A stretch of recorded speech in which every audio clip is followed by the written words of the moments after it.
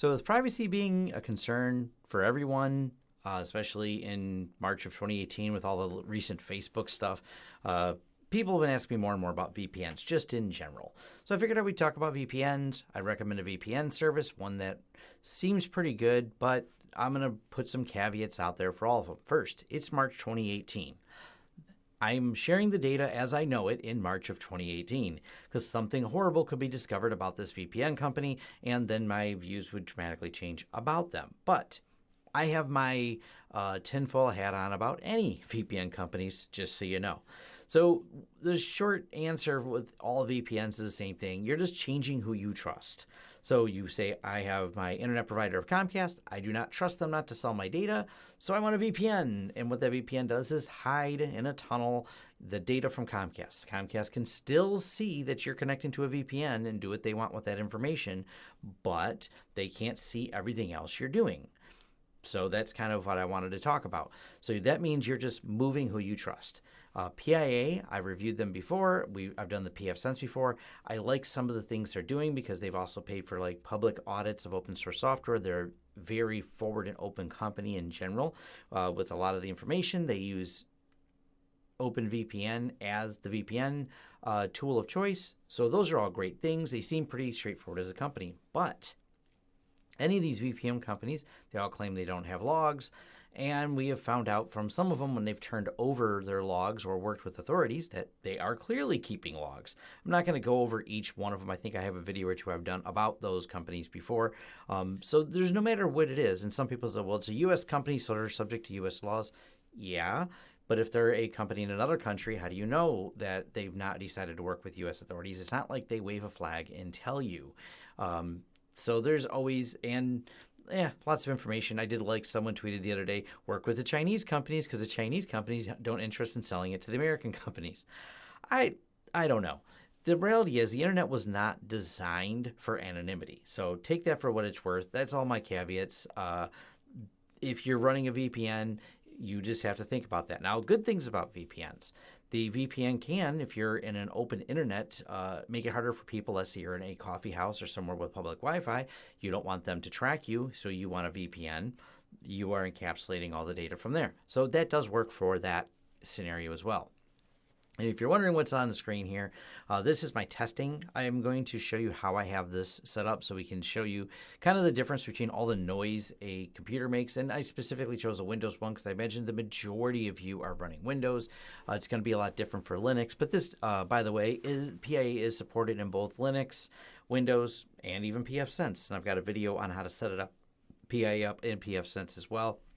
So I've already done that video. For those of you wondering, I'm pretty sure even though pfSense is on a new version, the video holds up. Plus they have documentation step by step on theirs. So, because someone mentioned I think they moved to port on something, but it's easy enough. They well document their internet. So this is our Windows box sitting over here. This is YED, by the way. Everyone likes to ask what tool I'm using for this. This is free. You can go download this. So this is my crude rendition. This is my Windows box at 192.168.40.102. This is my pfSense lab box at 192.168.40.1 as the gateway on the LAN side. So the only device actually on this network is this. This is just a lab environment. The WAN side connects to my office network at the 3 network. And then here's our main pfSense office, and that goes out to the internet. Now, I'm not running NTOP on this one because there's just lots of things in between, and we want to localize a single device on the internet. So this is the segmentation of this. And in case you're wondering, these are both virtual machines, and I've done a tour as well of my entire virtual lab and how I have that set up. So this is how it's going to get out to the internet. But this box here, we're going to be running the NTOP on so we can really take a look at what data comes out of Windows. And it's kind of interesting. So let me bring all this, close this down and start bringing stuff over. So this is not an RDP connection, just so you know. This connection is done via a into the Zen server. I'll minimize it real quick so you can see. I'm using the console in Zen. The reason for this is I want no other connections interfering with it. So if I would RDP into this or use any of our remote tools, we would be adding more connections. So this is just going to show you the connections that are coming from there. Now, the first thing we're actually going to do is show you what it's doing now and what happens on restart. So right now, this is just your generic install of Windows 10. So let me go back to full screen. Generic install of Windows 10. And we're going to go and restart it. While we're restarting, I'm going to drag a window over here for you guys to see. There we go. This is the couple things that's going on right now. Microsoft has their data collectors inside of Windows 10, for those that don't know. And it's called something, what is it called? vortex.windata.microsoft.com, and breaks down the detail for things that are going in there. This is just Windows 10 and its telemetry system, per se. By the way, that's not blocked by VPN. What I'm showing you is what a provider can see. So NTOP PNG, being as it sets right in there, let's say NTOP PNG, this particular machine, would be the coffee house that wants to watch all your traffic. This is what they're going to see. So this is what traffic's going in there now. And what I find interesting, it's still restarting, is when Windows restarts, how many more things it starts doing. So let me refresh it. Okay, nothing right now. And here comes all the different connections that it makes. So this is, as it starts up, it starts looking at more and more Microsoft stuff, starts talking more. This is just interesting in general to see all the data that starts getting sent in general as the Windows 10 just on startup.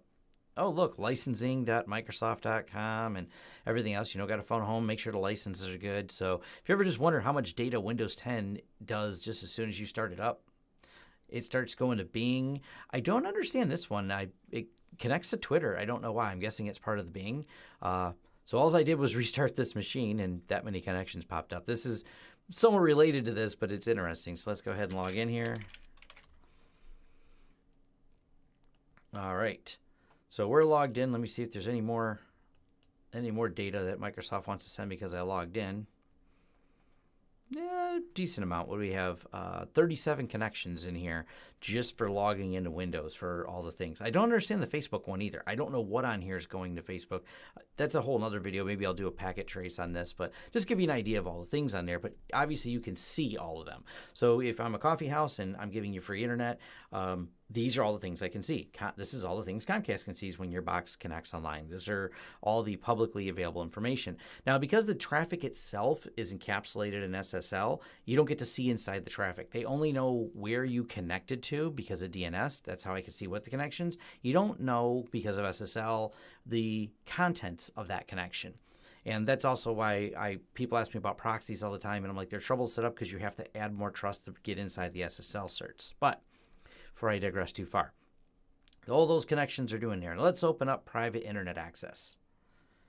Yep. Go ahead and say yes. I didn't run through the install. The install is a couple next, and yes, it's arbitrary to install this tool. I've already put my username and password in there, and I'm waiting for it to start up now. I told it not to run on startup, but one of the options for private internet access is to run at startup. So as soon as the computer starts, it goes connects. It also has the option, yep, you are disconnected, because I told it not to, no, cancel, don't stop. I don't have audio. That's all right, so go to settings. We'll just run through the settings real quick here. Advanced settings, so you can see. So here's all the basic settings for it. Start application at login, auto connect at launch, show desktop notifications. You can also tell it to kill your internet, so you have no internet access until it starts up. It's another way to being protected if you care about all that. So we are going to leave it all at the default here. One nice thing else they have here as well is the request for port forwarding. This comes up a lot. When you want to port forward and you're running a VPN because you're moving where your public IP address is, people have to connect through that. They actually support this. It's limited because obviously with lots of people requesting ports, there's not like you can just have any port you want. So you have to work with the VPN provider, and their tool has an ability to request port forwarding on their end. Just so you know, it is available. I've not done much with it. I've seen some people having some trouble with it. If you're running a VPN, generally port forwarding is not really, unless I'm wrong. I don't know how good it works. I haven't tested it in a little while, but I'm not going to really get into that. It supports IPv6 leak protection, enable debug mode. Other things that's kind of neat about them, they have some information on their website. If you say, I want to use this for torrenting, they actually have some work instructions for that with PIA, which is interesting because normally VPN companies don't want you to do any of that. And they're like, oh, here's not only can you do it, here's a work instruction. Kind of clever. Anyways, so here's what it looks like. Save, and we're going to go ahead and close it. And we're going to go ahead and click connect. We hit connect, and you can choose where you want to be. So that's kind of cool. Got a bunch of different USA West, USA East. Maybe you want to just choose somewhere close to you. I'm going to say USA East seems pretty close. Connecting to USA East. All right, and we should see the little green guy here. You are now connected to USA East. And you can hover over, you see your green, you're safe. So let's see what my IP address is. Where it thinks I am. I can assure you that is not my public IP address. So it's on North American Coax 173. Pretty cool. So they definitely changed your IP address. You're not able to see the traffic. But of course, let's get to the point of what do we see in NTOP PNG here. I see did the connections die down. Here's all these connections. Now what you have to do with NTOP, it takes a little bit before it drops all these connections. So we're going to go ahead and force them by doing this. Go over here and restart the NTOP PNG service. It takes a second to restart. And that will, when it restarts, it's going to just lose all the connections. Yeah, it should fail until it start again. Sometimes it doesn't restart. That's normal. Instead of, it just stops. And I thought maybe I didn't hit the restart button. I have to look at the video. All right, now it should ask me to log back in.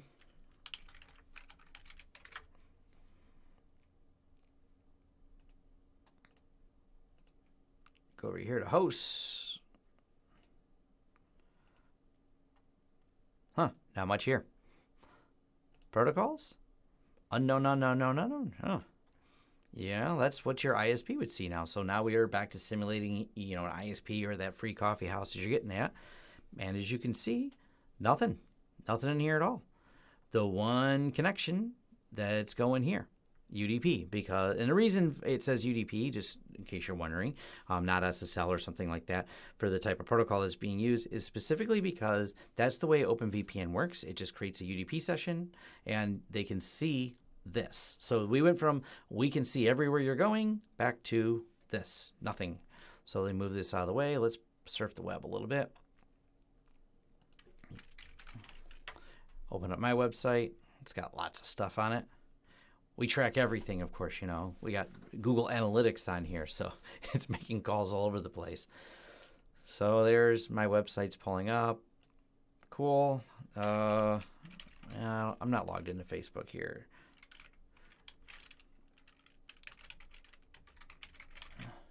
So we'll go to news.google.com. So we've pulling up all kinds of stuff. Tesla's in the news. Cool.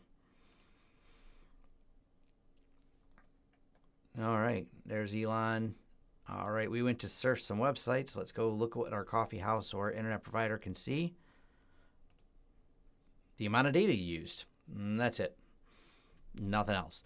So it does, in fact, do a great job. Now, this is also testing for something else. You noticed all the DNS requests that were in there before. So this does, in fact, prove that PIA is filtering all the DNS and not leaking any of it, which is nice too. I'm sure you could play with advanced settings and break it or misconfigure it, but so just so you know, it does work. It does hide all of the protocols, traffic, everything from whoever the provider is. And this is kind of an important thing. I didn't want to just say, hey, PIA is cool. I like them. They didn't sponsor this video, by the way. I do have an affiliate link. So yeah, I get a couple dollars if you sign up. That's as honest as I can be. There's not any other reason I have them. They did not reach out to me to make this video or anything like that. Now, this is interesting. I just seen one more. Something went around it. Oh, that's interesting. I did not see this in my test before I did the video. So where did this go? So Microsoft still had something that sent out a packet around it. Let's look at that real quick. That was unexpected. I did this test before and didn't notice this. And now it's back. So interesting, even with the VPN running, this protocol, whatever is running here, it's just doing a standard HTTPS, is going around the VPN. So that's, it's very, it's 2 packets, very, very tiny amount of data, But still interesting that apparently Microsoft is deciding to go around this. Now, just so you know as well, and I'll open up the adapter settings to show you.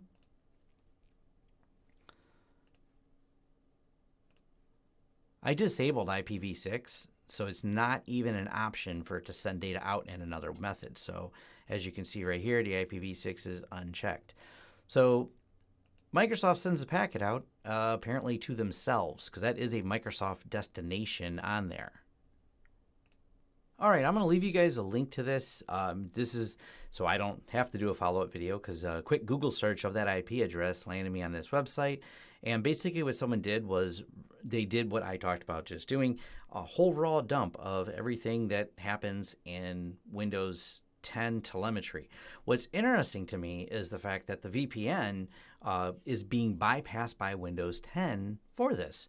So, and this isn't, I believe, any fault at all of running PIA. I believe this is completely just a design of Windows 10, that it does not care that you have tried to force everything into a VPN. Microsoft says, nope, we still need to collect telemetry data about you using Windows 10. So take that for what it's worth. All right, I'm going to move on from this topic, but just in short from those articles that I will leave the links in the comments below, these are just the Windows telemetry servers. That is a trade for running Windows 10. They get telemetry on you. There's that article kind of breaks down what we know is in the data, or at least some of what we know is in the data. I'm not going to go down that rabbit hole right now. We know Microsoft does quality feedback stuff, but just so you know, that doesn't go around the VPN. But even if it went through the VPN, it's still Microsoft calling out. Whether it gets wrapped through the VPN or not, it's still going to Microsoft either way. So this does not stop any of that. Like I said, the focus of this is showing what data a ISP may collect about you and how a VPN will hide that.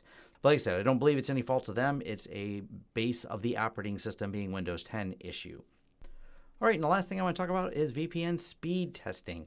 So here's the speed breakdown that they have right on their site, and they have it per, they have it nicely grouped. It's a nice here. So if you want to pretend you're in the Czech Republic, here is what the speed limit is there. If you want to say you're in Finland, here's what the speed limit is there. That's one thing about VPNs. First, they're adding overhead because you're encapsulating all your traffic over the VPN and coming up somewhere else. So there's a certain amount of overhead added for that. The next thing is the speed test in general. Now, we have a 50 meg circuit here, and I'm connected to their Chicago. I think that's one I went. Let's look where I'm connected to. Or did I just choose East? So if I go here, yep, USA East. So USA East is limited to that speed test there. So let's do a speed test real quick. See what kind of speed we're getting.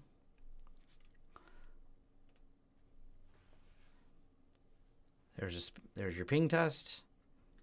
Yeah, 20, 18, 19, not bad. I ran this test on another window just to make sure our speed is fine. There's no one here because it's Saturday. There's not much data going across our network, and I had no problem. We have a 50 meg pipe, and we pretty regularly get about 55 on any speed test pretty consistently. I got a speed test just when I paused the video. I did it and came back to it, and yeah. So you're going to lose this. This is one other thing about a VPN. You are going to lose some speed, but it's going to get you around things like geographic restrictions. If you happen to not be in the U.S., but you want to appear to be in the U.S., that's an option there. It's going to, besides the Microsoft telemetry, as we discovered, which ignores VPNs apparently, you're going to hide from your ISP where you're going on the internet. And in fact, all of our surfing did not produce any DNS leaks that we noticed when we were looking through the NetFlow data. So that was a good thing overall. It's definitely works as intended, as they said. Doing all the surfing, we just did, like I said, the speed test. I went right back over here to the flows.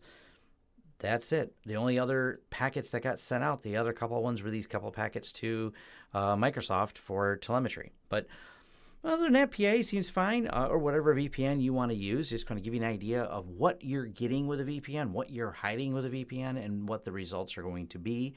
So that's kind of what this talks about. So like I said, if you ask a recommendation, P.I.A seems pretty good. March 2018, that's what I believe. I don't know what the future holds for any of these VPN companies. The bigger overall thing I want you to always think about, the internet was not designed for you to be anonymous.